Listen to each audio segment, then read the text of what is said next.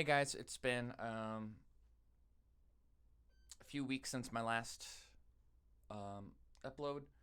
Um, I wanted to do it sooner, but I've just been busy updating a few things, like getting some of my sheet music uploaded online for purchase on my site and on Sheet Music Plus.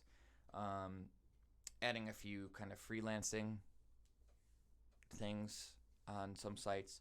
So I've been a bit busy with that, but I'd actually worked on this video a few weeks ago as well, and I was going to post it last week but then Adam Neely, the famous music YouTuber, posted basically a video which has not exactly the same kind of content, but really similar content. It's his video is more about bitonality at large. Mine is more about polychords. But in his video, he uses basically the same analogy, comparing like music and food, and talking about how music can be more spicy or more interesting, along with that like food analogy. So, sorry if you heard that. Some guy's doing repairs in the apartment above me. But yeah, so I just wanted to put this little addendum because I didn't want people to think, oh, he just copied his stuff. No, I had actually worked on that probably around the same time he was making that video. He just posted it first, and I'm like, oh, crap. Anyways, if you've seen that video and you want to skip the part where I kind of make the comparisons between music and like spiciness or food or whatever, you can just skip ahead to, I think it's around 4 minutes in, and then you can just listen to the actual content, which is about how we can orchestrate polychords. Yeah, so sorry about that, and hope you enjoyed the video. Writing with bitonality is weird, because basically you are trying to mess with people's ears. Generally speaking, people are creatures of habit with a definite preference for the things that are pleasant, logical, and clear-cut. Using bitonality in music goes straight in the face of those expectations, and generally will surprise us and create a novel effect.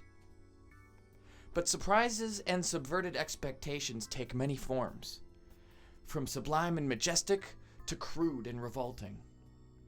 A good analogy for bitonal composing is thinking about the culinary world. For 75% of most kinds of foods that you prepare, you don't want to get too crazy and venture out of the prescribed flavor zone. That is, if you're making a curry, generally you're going to stick to savory and spicy flavors. However, just as people can be creatures of habit, there is an element in us that also dares to explore and find things that are new and inspiring. So a good equivalent of this adventure in the culinary world is that combination of salty and sweet flavors.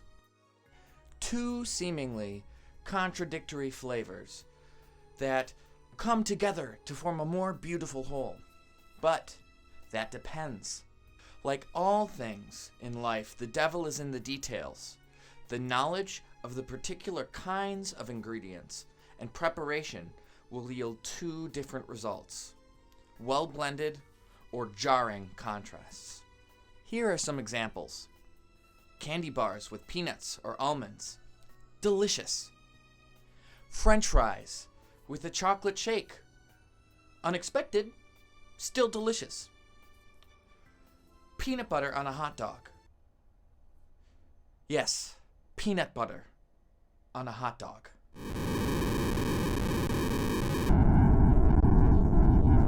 If you are like 98% of human beings, you will find this mixture as an affront to God and everything holy itself.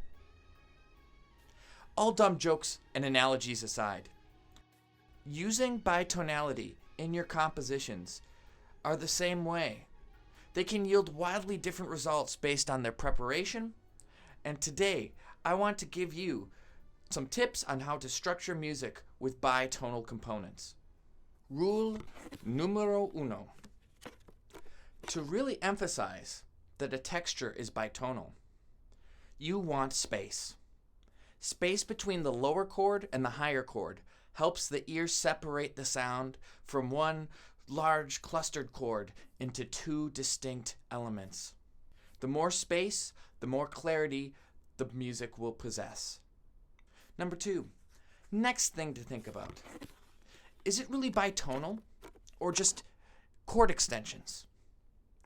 Well, there are compelling arguments to both, and I'm not here to make one case or another, but keep in mind that from the standpoint of acoustical phenomena, D, A, F sharp in the left hand.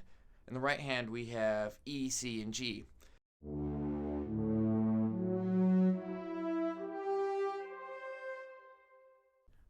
As a D major 11 chord.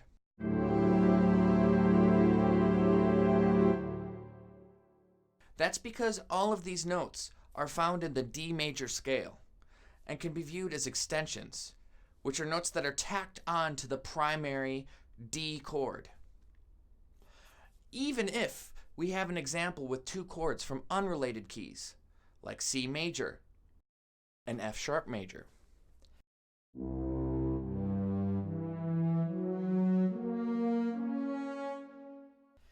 They could still be viewed as a chord that just has altered extensions. Instead of a 11th, it's a sharp 11th. Instead of a major 7, it's a dominant or flat 7. Instead of a 9th, we have a flat 9. So it could be a C7 flat 9 sharp 11 chord. Maybe.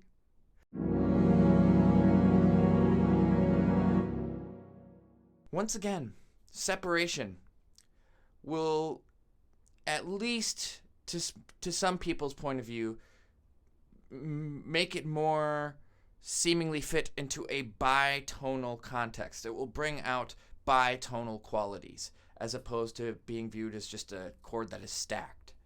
Rule number 3. Hey, next. For the most distinct, clear-cut bitonal textures, you will want to pick a chord from a completely unrelated key to your bass chord, as I said before. If I have 2 3-note chords that each do not have any notes in their scales in common, it's obvious that they will be much spicier and more distinct. So, if we look at the previous example of C and F sharp major chords, none of the notes of these chords can be found naturally in their parent major scales. The more common tones between the two chords, or if the two chords have a note that can be found naturally in both scales, the less of a separated feeling they will give. However, two chords with only one common tone between the chords or the scale will still give us plenty of spice.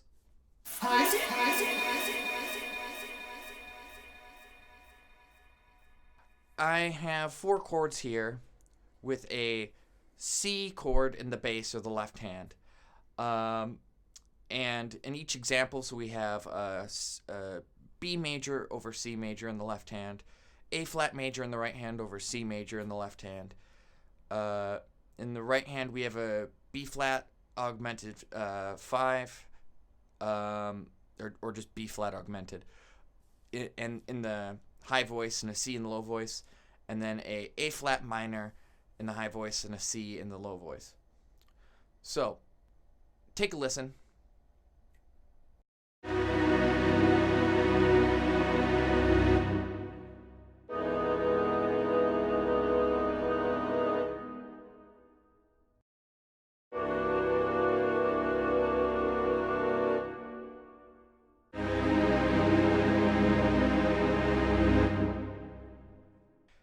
Now, these are good examples of chords like these, where they have a note in their scales in common, but are still full of delicious spice.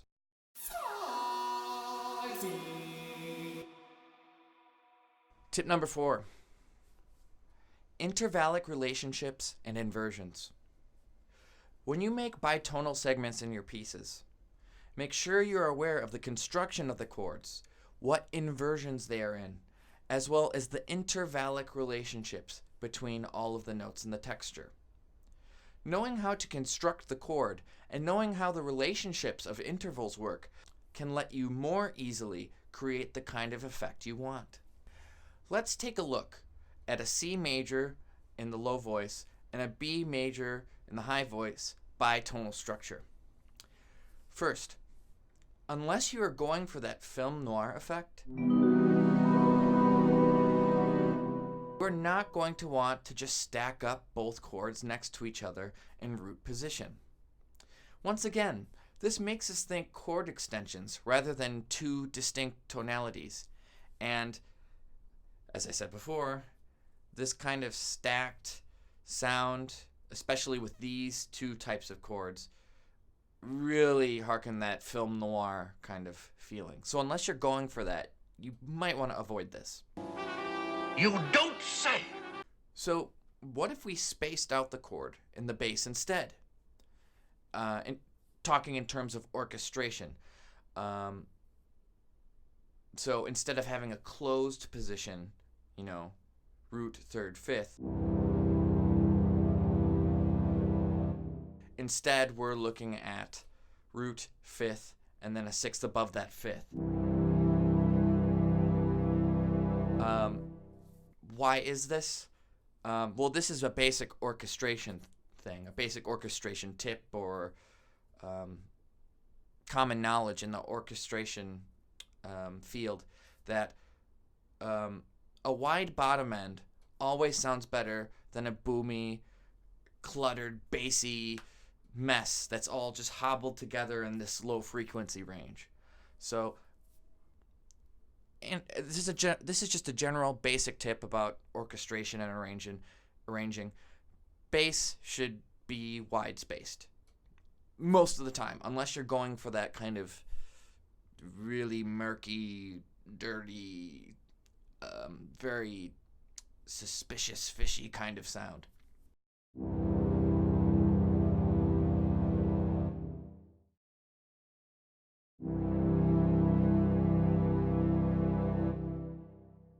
Now, okay, so we said we're spacing out the chord in the bass. So we have C, G, E. Now we can move the right hand B flat major chord into different inversions and spacings to see how they sound. If we keep that root position from the last example, that gives us a nice, spacious, perfect fifth between the E and the B of the chords. And the root position of the higher chords cuts through the bottom sound because, well, it's a higher pitch, and B, it's more compact compared to the wide bass sound. Now, what if we make it a first inversion chord in the right hand? Still a closed position first inversion. So it's not going to be, D sharp, then a B, then an F sharp or something like that. No, it's going to be D sharp, F sharp, B, all in their closest interval spacings. So we have a D sharp, F sharp, a B over the spread C major triad in the left hand. Because of the closed position, it still punches through like it did in the root position. But because we have inverted the B to the top of the texture, the B is much more present in the sound, as opposed to when it was the inner voices in the prior example.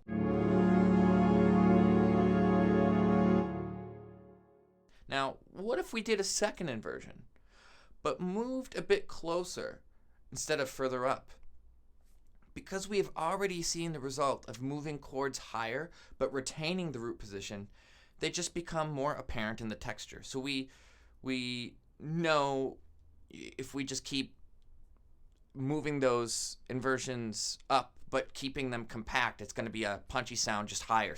Instead, if we have the second inversion B major chord, so F sharp B, D sharp, but instead of having it high, instead of having it higher than our previous example, let's move it closer. Let's have it close to the left hand.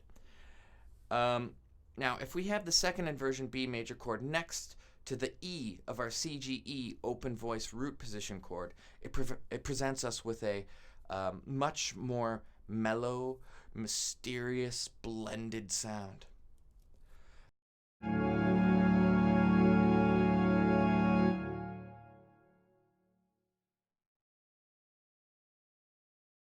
The reasons we are getting these different textures ultimately boils down to the intervallic relationships. Let's look at the C over the root B major intervals. Now, we could compare all of the different relationships and each and every single interaction between the intervals and write all of that down, but I don't think that's necessary, particularly because we're focusing on bitonal writing. Now, think of it this way. Think of it simply. We have two sound masses that are going to meet our ears in the center. So I think a good way to analyze the interval structure, the intervallic content, would be to go from an inside-out or an outside-in approach. When we reduce the intervals to their essential forms, we get, in the left hand, from the bottom up, we have C, G, E. In the right hand, from the bottom up, we have F sharp, D sharp, B. So the outside voices, our outside tones, are a strong dissonance, a tritone.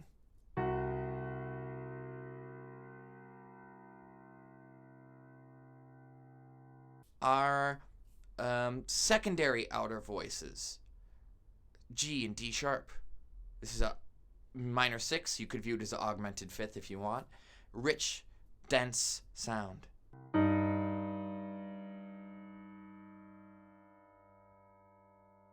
The E and the B in the middle, perfect fifth. Our inner voices have a wide, brilliant, metallic, open kind of perfect fifth sound.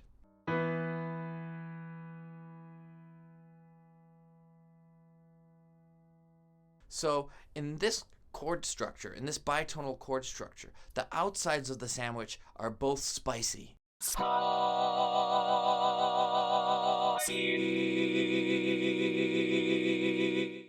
The minor 6 gives the sound body, and the perfect fifth gives the texture a shininess and a brilliance that only a texture that an interval of a perfect fourth, fifth, or eighth could provide. If we do both chords from bottom up, it is a minor 7, minor 6, major second. So that's looking if we compare, okay, the bottom chord, the bottom note in the left hand is a C, the bottom note in the right hand's a B. That would be a major seventh. But like I said, our brains are trying to find the center of the sound. Our brains really don't know, generally speaking, what to do with bitonal music. So it's trying to kind of bring everything together and trying to make sense of it all. So with that being said, when you're kind of looking at the intervals, there's no need to do every single relationship. Just think of a outside-in interval relationship context. And I think that will help you analyze really what's happening in those chords. So if we do the example of our spread C triad in the left hand, and then in the right hand we have a B chord in second inversion, okay? So the F sharp is the lowest note of the right hand chord. So if we look at the outside voices of our total bitonal sandwich structure, we have a C and a D sharp, which if you reduce it to its pure intervallic form is a minor third, so that's like another rich, lush sound.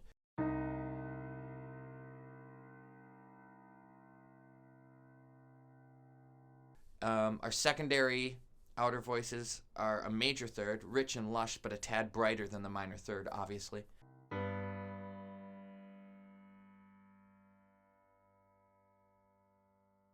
And then our inner voices are a major second, close technically speaking, it's dissonant, but it's the most mild, warm kind of a dissonance.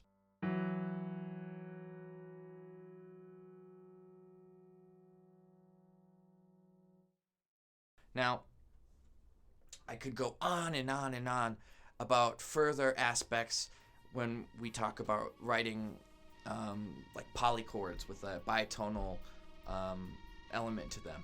I could talk about dynamics, articulation, or using them as motifs, that kind of thing. But this video, I wanted to mainly show you how to sculpt the particular bitonal sound that you want. Well, now, hopefully, you, by watching this video, you have a better understanding of how to craft that particular bitonal sound that you're working for. And so, hopefully, we end up with more chocolate-covered potato chips and less peanut butter on meat combinations. Alright guys, I'll see you on the next one. Take care.